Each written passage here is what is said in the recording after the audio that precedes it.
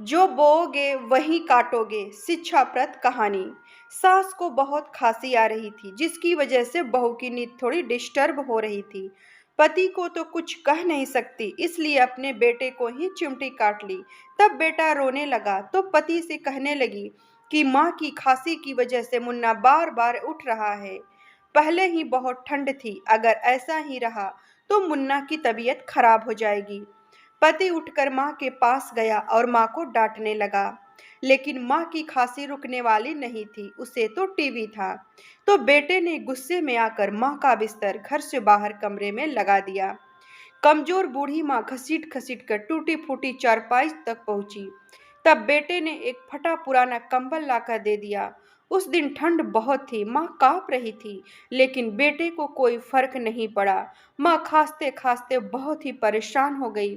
यहाँ तो बहू मैडम की नींद फिर से डिस्टर्ब हो गई, तो फिर से अपने बेटे को चिमटी काट ली। पति फिर से जाग उठा तो पति से शिकायत करने लगी।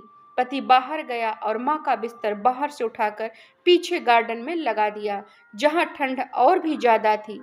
बेटा अपनी माँ को एक आंख से देखे बिना ही वहां से लौट गया और वह पत्थर से टकराकर गिर गया। बेटे को गिरता देख माँ चिंतित होने लगी और कहने लगी कि बेटा तुझे कहीं चोट तो नहीं आई। लेकिन बेटे ने माँ का कोई जवाब नहीं दिया और वहां से निकल आया। ठंड के कारण माँ की खांसी और भी बढ़ गई। कभी उल्टी होती तो कभी खांसी, पता नहीं खांसते खांसते कब वह बेचारी हमेशा के लिए खामोश हो गई। ठंड के कारण बूढ़ी माँ का शरीर पूरी तरह से अकड़ चुका था।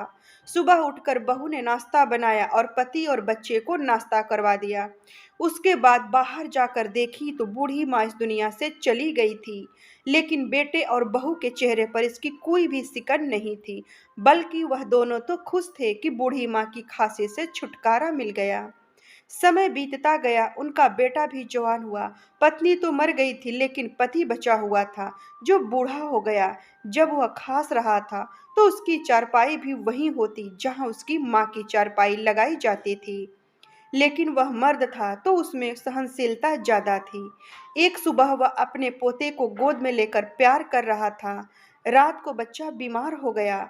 बहू ने सारा इल्जाम ससुर पर लगा दिया और कहा कि ससुर ने हमसे बदला लेने के लिए हमारे बच्चे को अपने पास ठंड में सुला लिया। मैंने मांगा तो मुझे गालियां देने लगा और कहा कि तुम मेरे पोते को मुझसे दूर कर रही हो। अब देखो हमारा बच्चा बीमार हो गया, और मगरमच्छ के आंसू बहाना शुरू कर दिए। बेटे को बहुत गुस्सा आया। उसने गुस्से में आकर अपने पिता की चारपाई बाहर लगा दी और उसका बूढ़ा बाप किसी तरह बाहर जाकर चारपाई पर लेट गया।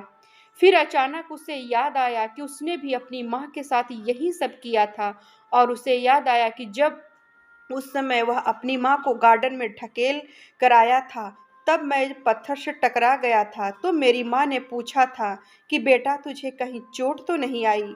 वह बूढ़ा रात भर अपनी गलतियों पर बहुत रोता रहा और अपनी माँ को याद करके पछताता रहा। सुबह उठकर वह हमेशा के लिए वृद्धाश्रम चला गया और सोचने लगा कि मैं भी अपनी माँ की तरह ठंड में ठिठुरते हुए मर गया तो मेरे बेटे के साथ भी वही न हो जो मेरे साथ होने वाला था। मैं अपने परिवार से दूर रहूंगा, अपने बेटे के प्यार से वंचित रह लूंगा, क्योंकि मैंने भी अपनी माँ को अपने प्रेम आदर और सम्मान से वंचित रखा था, और मैं इसी लायक हूँ। यही मेरी सजा होगी, यही मेरे कर्मों का फल है।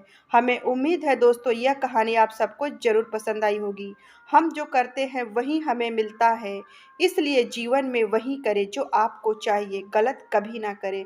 तो दोस्तों आज की कहानी आप सबको कैसी लगी हमें कमेंट में ज़रूर बताएं, और अगर पसंद आई हो तो लाइक सब्सक्राइब और शेयर ज़रूर करें। कहानी सुनने के लिए बहुत बहुत धन्यवाद।